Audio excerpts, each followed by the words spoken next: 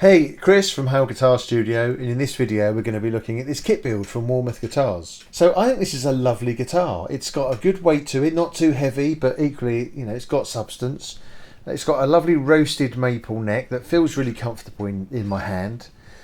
It's got this 2T-EK bridge system, which is a fixed bridge, but each individual string is isolated on its own finger. But we'll have a closer look at that. I mean, overall, I think the quality is really good. We're going to get it on the bench, get the strings off, disassemble a few bits and take a closer look. Right, so let's get the strings off.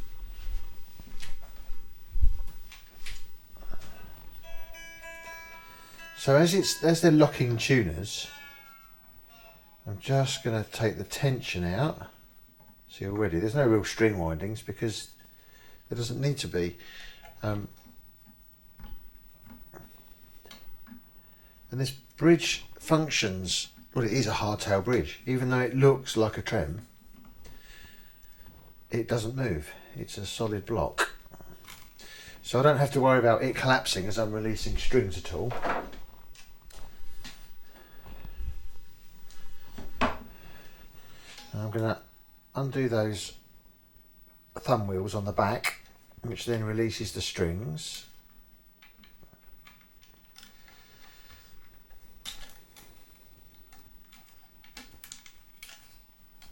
And they're all out. It's so easy. I do like locking tuners. Right, so rather than pull these through with their sharp pointy ends, I'm just going to cut the strings about halfway down. They're coming off anyway to be replaced. Make that loose one up.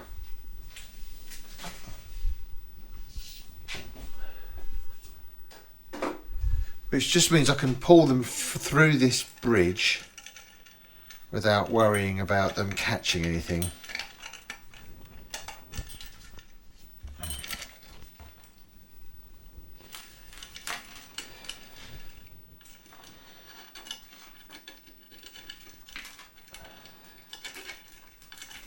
Take them out as I go. There you go.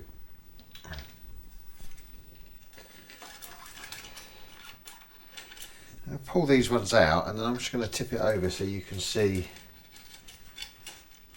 how this works. So hopefully you can see where the bridge, where the strings come through the back. There's quite a big distance between the back of the plate and where the strings enter into the actual bridge. So as I'm pushing, they're kind of catching a little bit, which is mildly frustrating and awkward, but no big deal really.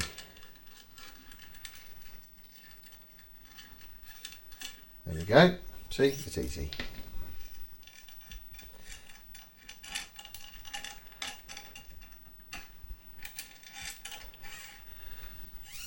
A little twist of the string seems to, because it's got a bend at the end, a little twist pushes it up. So there's a bit of a knack to it. But they're off. Okay, again, let's get rid of these ends.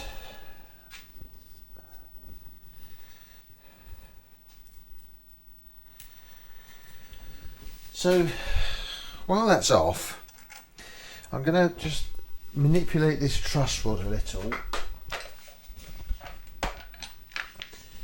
because I just want to see if it works.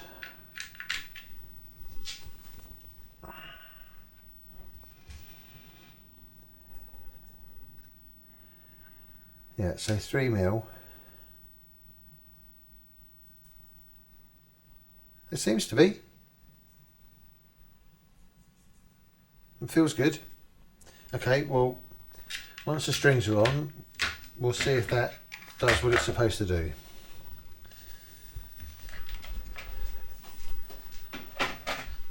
So the next thing to do is really just to give the whole thing a good clean over. So here we go.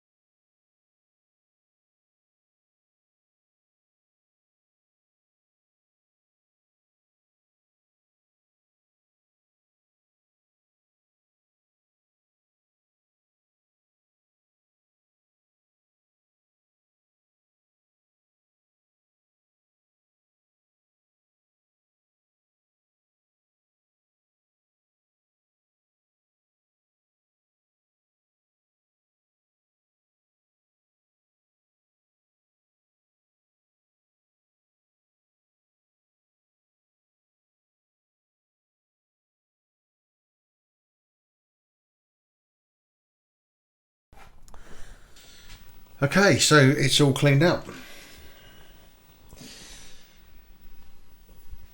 So in terms of quality, I mean, the neck's a typical Strat neck, scale length. The binding's nice and secure. It's got this kind of pearloid binding. The fret ends feel really smooth. They're really well done. And they're nice and level and nice and polished. The fretboards are really got a lovely grain look to it. It's got this kind of roasted maple neck. The nice carve here at the heel. And it feels, it's almost got this D shape to it. It feels really smooth. So there's no jagged edges on the frets that you might get with some kind of kit builds. It's really good quality. And then the body continues this kind of pearl-oiled binding. It's not too heavy, but it's got substance to it. It's got this lovely belly carve. And a nice access carve in that lower horn. The neck's on well, it's not shimmed, so it's got a good neck angle. Overall, I'm really impressed. What I'm going to do now is, because it's a bit grubby and dirty, I'm going to pop this 2K-EK bridge off, give it a clean, and just sort of have a look at it while we do that. Right, so I've moved the guitar out of the way so we can have a proper look at what's going on with this bridge. So the whole idea, the concept, is that each individual saddle sits on its own finger, and they're called fingers, so that as this string vibrates it doesn't interfere with this string, which isolates them and apparently gives a better overall tone for the guitar. Now the jury's out on whether or not it achieves that, but it's an interesting design.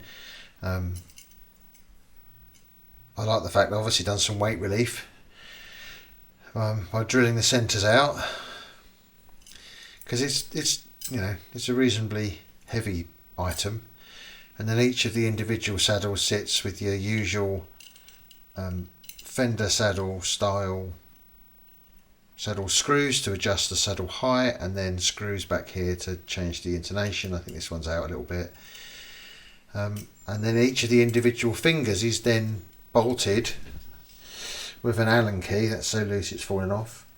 In fact, we'll take them off anyway.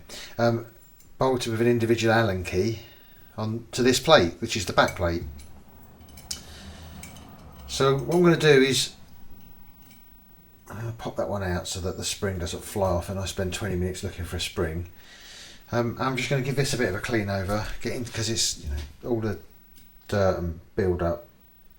In fact, I'm going to take these saddles off completely. I'll put them in order. Oh, there you go. So the springs fall into the weight relief holes. So you're number 1 or number 6. You're number 5. I don't think the saddle height's set right anyway.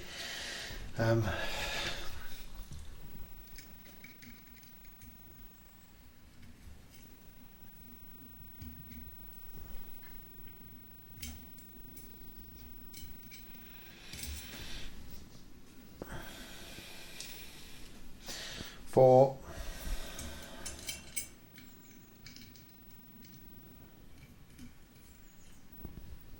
3,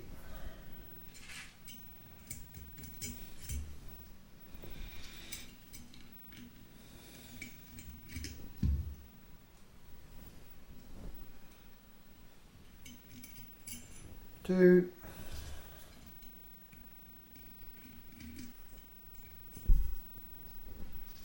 and 1. Okay. So first things first, let's give the, turn it around the right way, spray my hand. Let's get the main bulk of it cleaned up.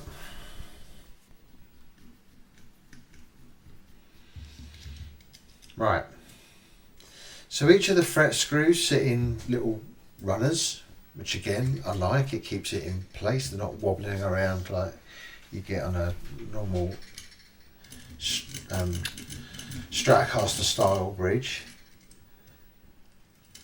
I mean, under string tension, do they move too much anyway? I don't know, but it's some extra engineering. And of course then this bit is the block, as you'd get on a normal trem. But the normal block doesn't have this large tail piece on it. The block just sits there ready to string through.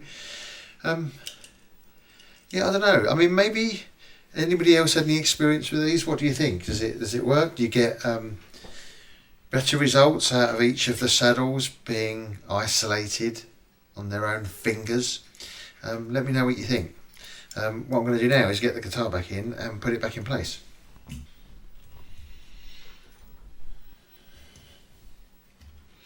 So what I want to make sure is, here's the bridge ground.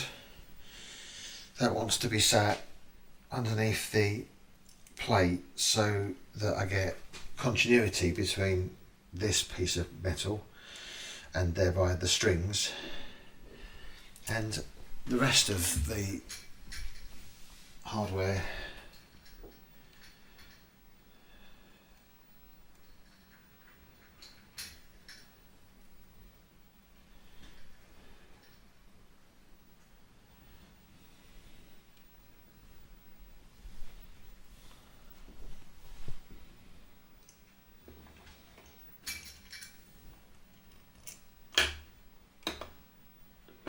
Yeah, perfect. Get the screws back in.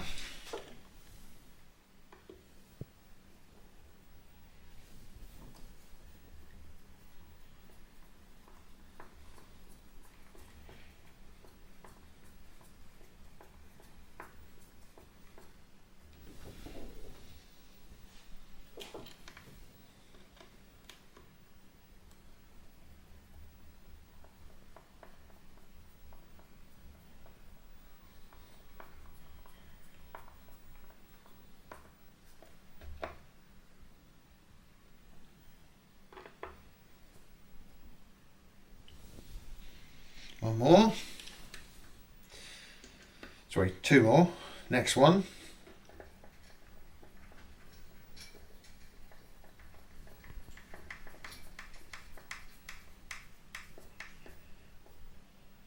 And now one more.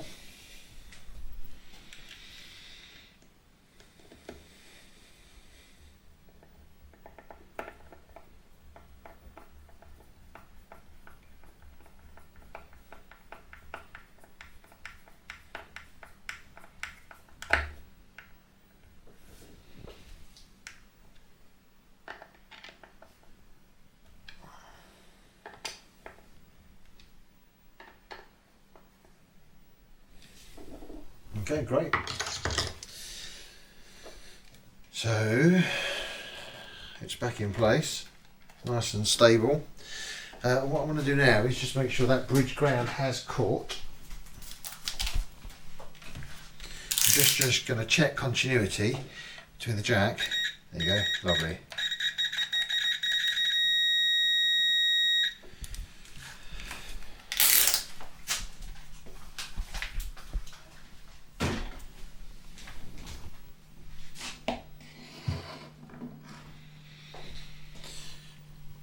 Okay, so next thing is to get these strings on. The customer's asked for some, well, he's provided these to Dario. They're 10 to 46 with a wound third. So we'll get these on. Open the packet.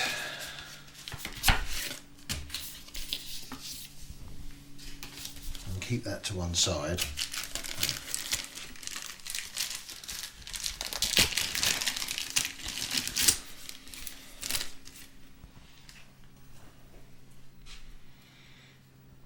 So Dario don't individually wrap, they pair them up. So you unwrap them as a pair and then take the brass coloured one, which is the 6th, Put the red one, which is the 5th, to one side, and then feed the string through the string hole. Okay, that's easy enough. Although it hasn't gone through the saddle.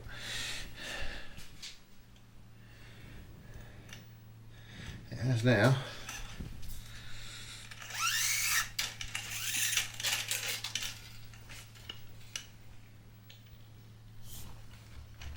I'm just going to give the front of those saddles a bit more of a wipe. The chrome's tarnished. I want to try and get it as clean as I can. That is actually better already.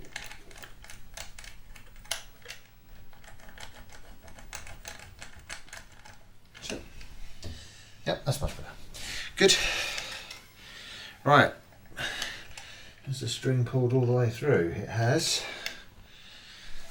So, with locking tuners, they're so much more fun to string because you don't have to worry about windings at all. Just poke the string through. I'm going to line the hole up so that I get a nice straight line into the nut.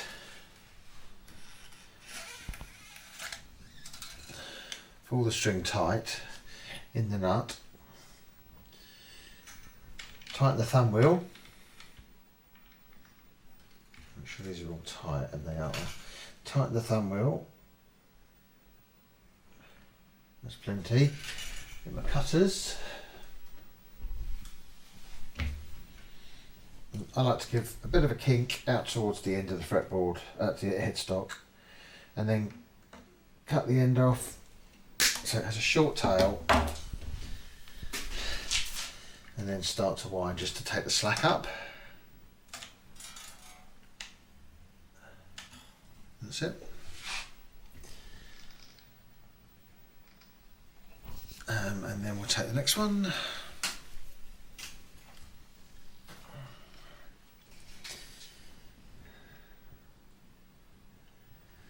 This is a bit more fiddly than with a standard trem, but I mean, you're not doing it every day, are you? Okay.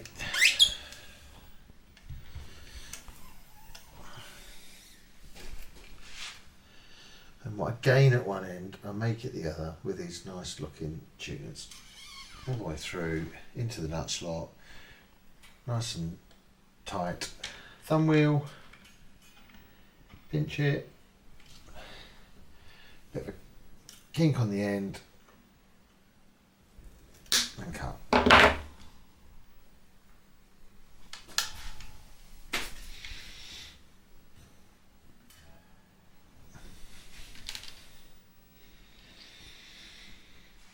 Okay, I need to watch this because I've got a wound third, and normally I tell the difference by feeling for the wound fourth, but they're both wound. So I want green. No, I don't. I want black. And looking at it, I can see the difference. Good. Okay. Even with older eyes. Okay.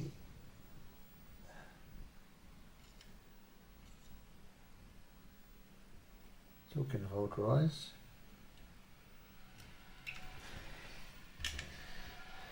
That's better. I can see with a bit of light, and it hasn't gone through the saddle. It hasn't gone through the saddle. It's pushing at the saddle. There you go.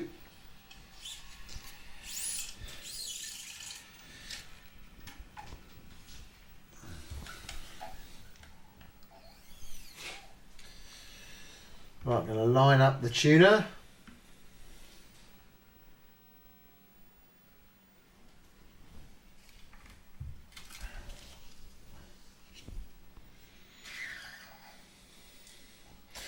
Push it through, pull it tight, pinch it.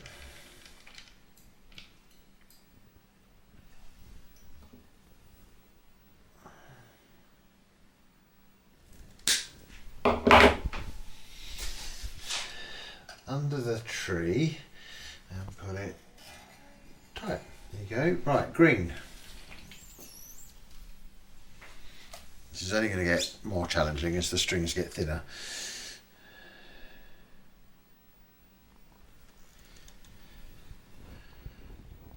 Again, there's a bit of a knack to, it turns out, harder with the thin string. Of tipping it forward and then it goes through the saddle, or at least there's more likelihood, and it has. Pull tight.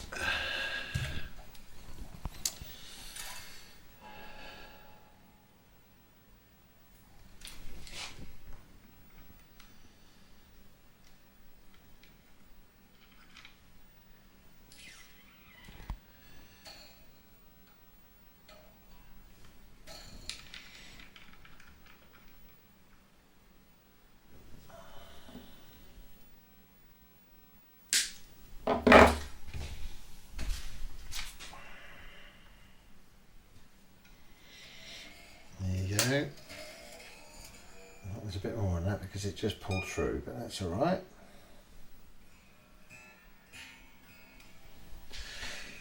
Seated now. Unwind that string. I want purple this time.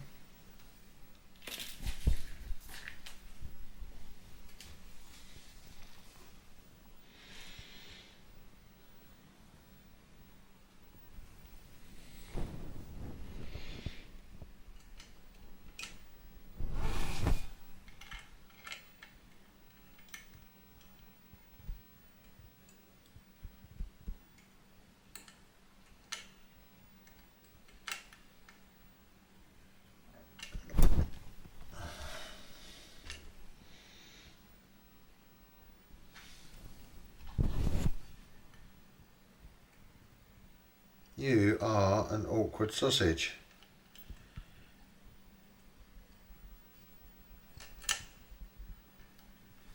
Got it.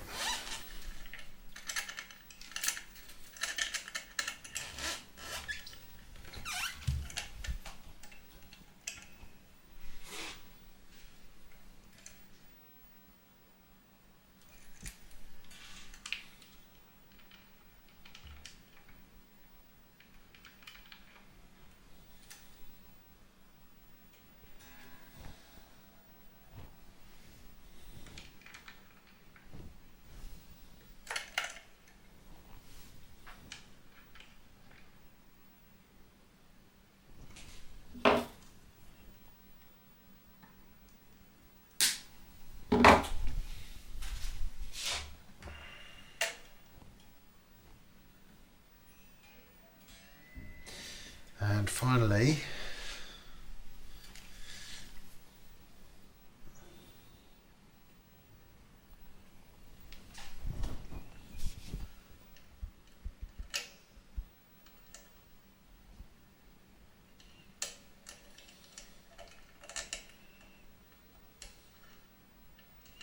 that's it.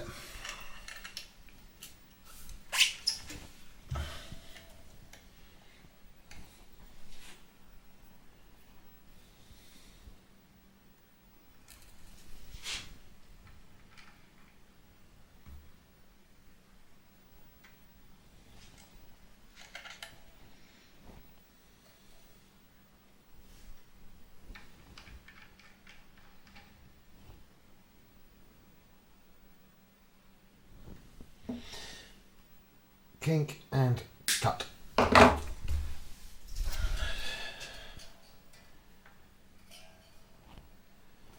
Right, so strung. Now to tune.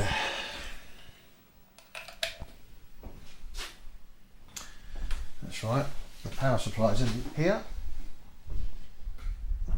Took it off earlier on to test a pedal for somebody. Hi Callum, if you're watching, I hope the pedal's still working great. Right, E standard.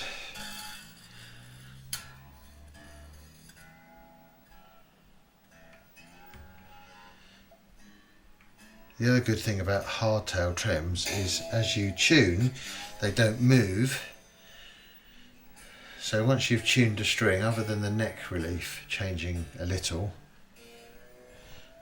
the rest of the tuning doesn't lose pitch.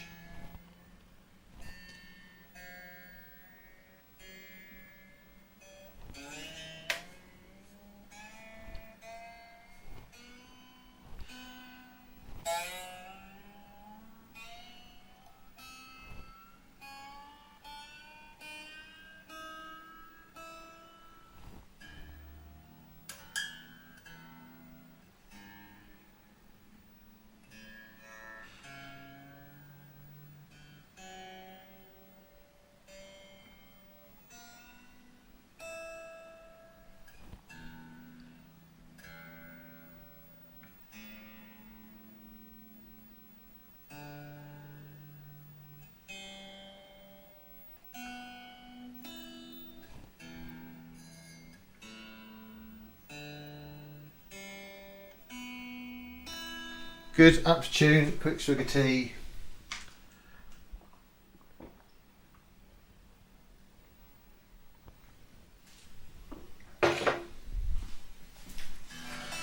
Right, what's that neck relief like then?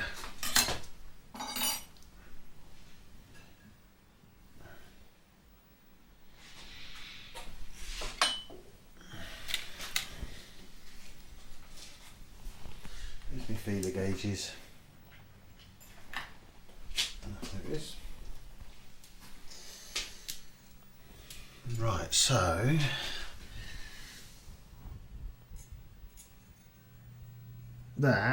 the lighter strings have released some of the tension on the neck, and it's better. I think it could still be a touch tighter.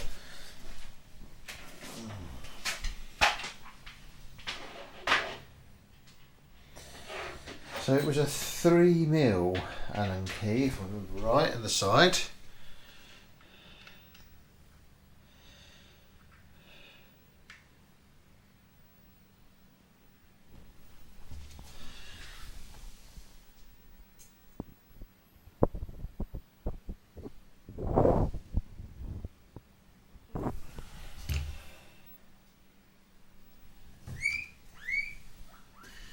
Excuse the guinea pigs waking up.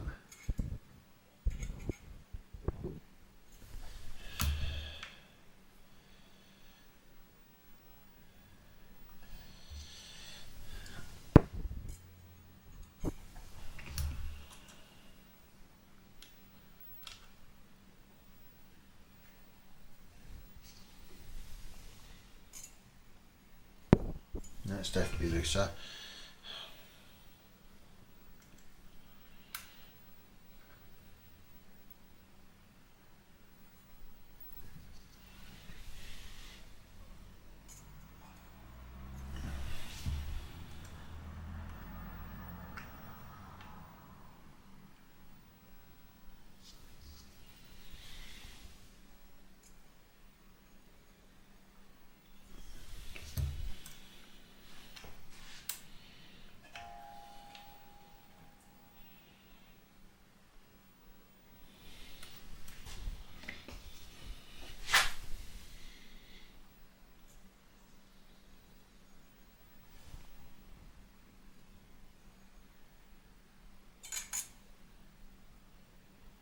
Now we'll have a little play and see what that's like when the string height is set. So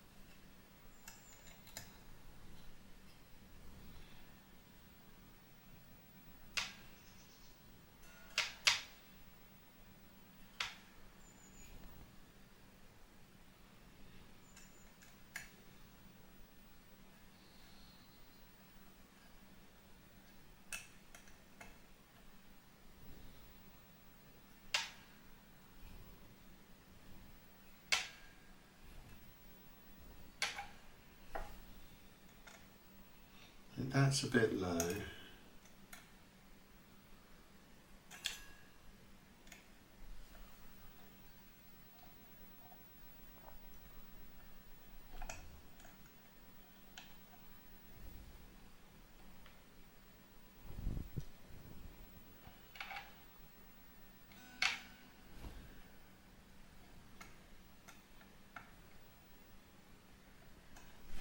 Okay, let's set the intonation now, and then I'm going to road test it and see how it plays. Oh, that's buzzy.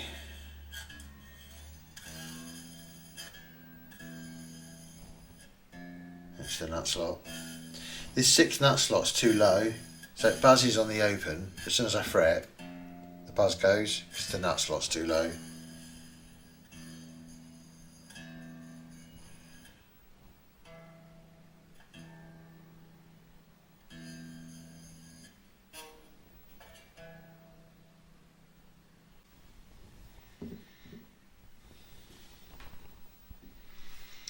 Okay, so we're back on the bench now with this Warmoth self-build. I've sorted the intonation out. The G string sits quite far forward, the 3rd string, but then when I look at the compensated nut, I think that's what's causing that slight push forward, but it's perfectly intonated now.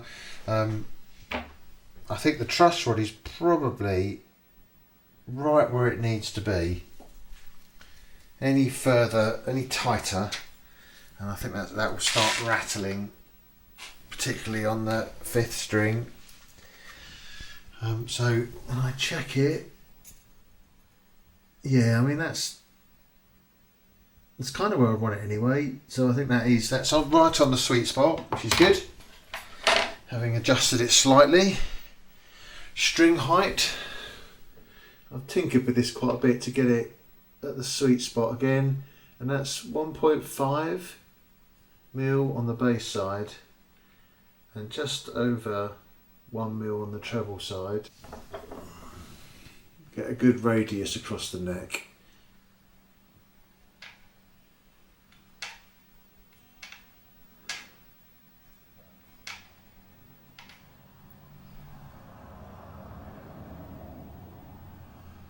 Yeah, that's good. Okay, right, so the only thing left to do now is just adjust these pickups, which, if I remember rightly, were a bit high on the treble side. In fact, they really are quite high on the treble side.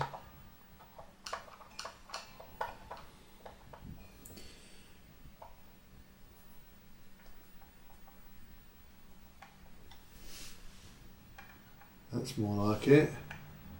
That one's already there.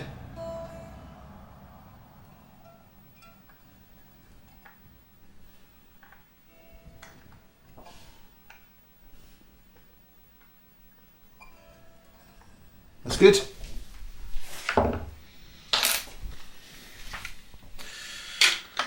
Great, so overall I think this is a really nice guitar actually. Although it's a kit build, you wouldn't know it. It plays as well as anything else that might have been assembled in a factory in Mexico or anywhere else, America or the UK. I'd be quite happy to own that. I think it's a lovely guitar. Thanks for watching.